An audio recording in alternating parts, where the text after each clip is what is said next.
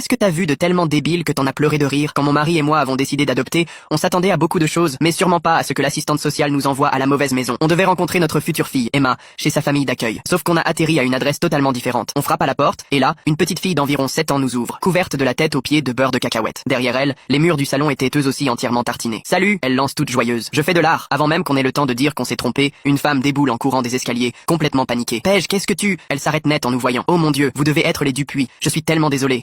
J'étais sous la douche. Elle est allée dans le placard. Spoiler, on n'était pas les Dupuis. Mais je sais pas, il y avait un truc dans le sourire malicieux de Paige et les excuses désespérées de Nancy, la famille d'accueil, qui nous a fait rester un peu avant de corriger l'erreur. La scène était tellement absurde qu'on a éclaté de rire. J'ai utilisé tout le beurre de cacahuète, a annoncé Paige, très fière. Les murs étaient trop tristes. Nancy avait l'air à deux doigts de pleurer. Je fais famille d'accueil depuis 15 ans. J'ai jamais eu une enfant comme Paige. Elle est brillante, mais c'est du chaos. La semaine d'avant, elle avait essayé d'apprendre à leur chat à nager. Et celle d'avant encore, elle avait mis un vêtement rouge dans la machine pour rendre le linge plus joyeux. Pendant qu'elle racontait tout ça, Paige a commencé une sorte de danse interprétative, toujours couverte de beurre de cacahuète. Mon mari, Thomas, et moi, on s'est regardés. C'était clairement pas l'enfant calme et douce qu'on avait imaginé adopter. Mais il y avait un truc. Vous voulez voir ma collection de cailloux? A demandé Paige, pleine d'espoir. Je leur ai donné des noms de parfums de glace. Et là, Barbara, notre assistante sociale, déboule, essoufflée. Je suis tellement désolée. Je vous ai donné la mauvaise adresse. Les Dupuis, c'est 3 rues plus loin. Elle s'est arrêtée en voyant le salon transformé en sandwich géant. Paige lui a fait un petit signe de la main. Je fais de loup. Art moderne. Tu veux participer? Barbara était horrifiée. C'est tellement pas pro de ma part. Elle allait nous traîner jusqu'à la vraie adresse, mais Thomas a dit, en fait, on pourrait en savoir plus sur Paige. Le parcours d'adoption a été long. Paige avait eu 7 familles d'accueil en 3 ans. Son dossier la décrivait comme très énergique et difficile à canaliser. Mais on n'arrêtait pas de penser à elle. 2 mois plus tard, elle est arrivée chez nous. Le premier soir, elle a recouvert notre chien de paillettes parce qu'il brillait pas assez. On a ri jusqu'à en avoir mal au ventre. Le vrai choc est arrivé 6 mois plus tard, quand sa mère biologique est revenue, sobre, avec un travail et l'envie de récupérer Paige. On était morts de trouille. Pendant l'audience, Paige s'est levée et a dit au juge, je sais où est ma place, avec les gens qui rigolent à mes blagues et m'aident à ranger quand mes expériences ratent. Ma première maman m'a donné la vie. Eux, ils m'ont donné un foyer. Le juge a souri. Même sa mère bio avait les larmes aux yeux. On a eu la garde, mais avec des visites encadrées. La première était intense. Paige a convaincu sa mère